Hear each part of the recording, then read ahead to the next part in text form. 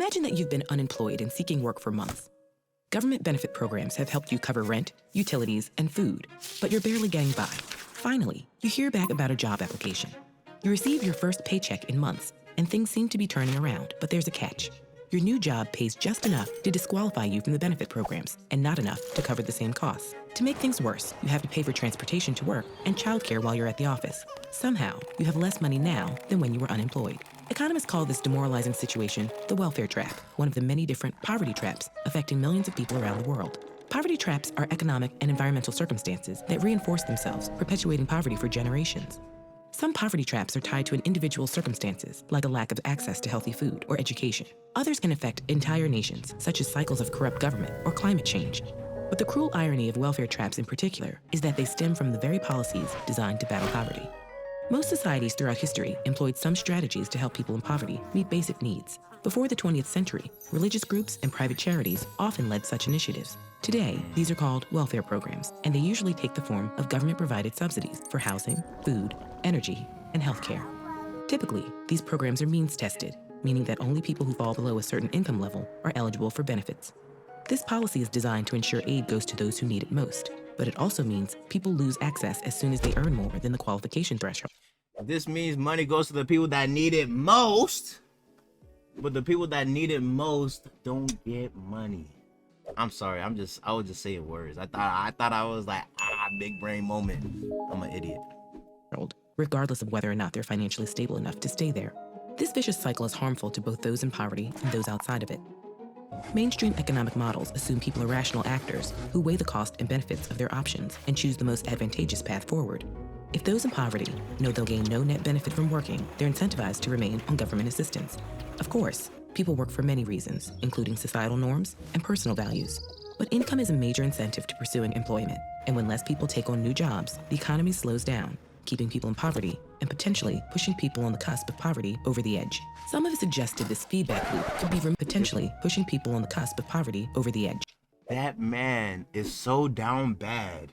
He stole a rotten apple out the... It's not even stealing. Nobody wants it. You can keep it, my brother. But like, what the trash? That's how down bad my brother man right here. My brother man right here, he's down bad, that bad. Welfare trap got his ass. For sure. Some have suggested this feedback loop could be removed by eliminating government assistance programs altogether. But most agree this solution is neither realistic nor humane. So how can we redesign benefits in a way that doesn't penalize people for working? Many countries have tried different ways to circumvent this problem. Some allow people to continue receiving benefits for a given period after finding a job, while others phase out benefits gradually as income increases. These policies still remove some financial incentive to work, but the risk of a welfare trap is lower. Other governments provide benefits like education, childcare, or medical care equally across all their citizens. One proposed solution takes this idea of universal benefits even further.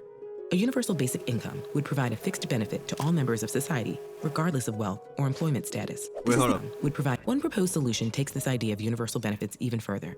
A universal basic income would provide Universal basic income? I wish. A fixed benefit to all members of society, regardless of wealth or employment status. This is the only known policy that could entirely remove welfare traps, since any earned wages would supplement the benefit rather than replace it. In fact, by creating a stable income floor below which no one can fall, basic income might prevent people from falling into poverty in the first place. Numerous economists and thinkers have championed this idea since the 18th century. Look, it doesn't take any of these ideas that people are coming up with, I'm gonna be honest with you. It doesn't take a rocket scientist to understand that if you paid everybody, none of them will be poor. I wish I got a welfare check that everybody just got because we're just citizens. But like, you know how expensive it was just for them to try to get us all that $600 that they barely even gave us like 2 versions of? My brother, the money that we got wasn't shit. So like, I'm gonna just be honest, the money we got during COVID, it wasn't even much. And then what happened was this whole inflation thing because of it and all of that, all the food chain supply, all that shit. So I'm like, realistically, as much as it's such a beautiful dream that I would wish we could aspire to, I don't think people are just gonna pay me to live, unless it's Alaska. Then they pay you to live. Then they pay you to live, because I actually heard people get paid to live in Alaska. So that could be you. But it ain't me, because I don't live in Alaska. But for now, universal basic income remains largely hypothetical. Yeah, Although it's been it's a hypothetical. It's always will be. tried in some places on a limited scale, these local experiments don't tell us much about how the policy would play out across an entire nation or a planet. Whatever strategy governments pursue, solving the welfare trap requires respecting people's agency and autonomy. Only by empowering individuals to create long-term change in their lives and communities can we begin to break the cycle. Oh, like why be stuck in a cubicle by yourself? You know, you can't talk to nobody. You're so private. You're so closed off. Empowering individuals to create Remove that. Add some flowers into the office. Bring some life in, some color.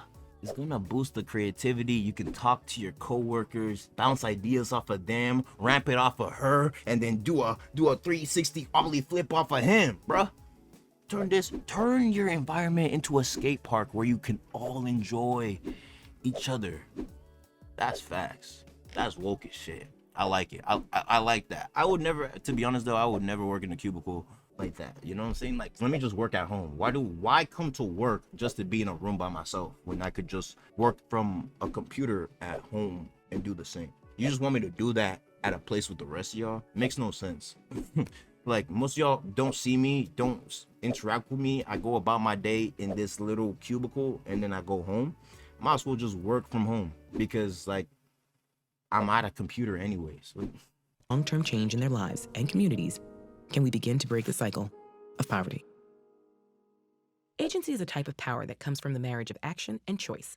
But what exactly is power? What role does it play in society? Is there a way to acquire and use it responsibly? Learn more with this video. See, that's how TED Ed gets you. They give you one good video and they're like, hey, you like that video? How about another? Nope. This was a good video though, but you're not gonna get me, not today, buddy. I'm gonna still like the video and I'm gonna still subscribe because I did subscribe to you on this account. Now I'm subscribed to you on 7 accounts. Be happy.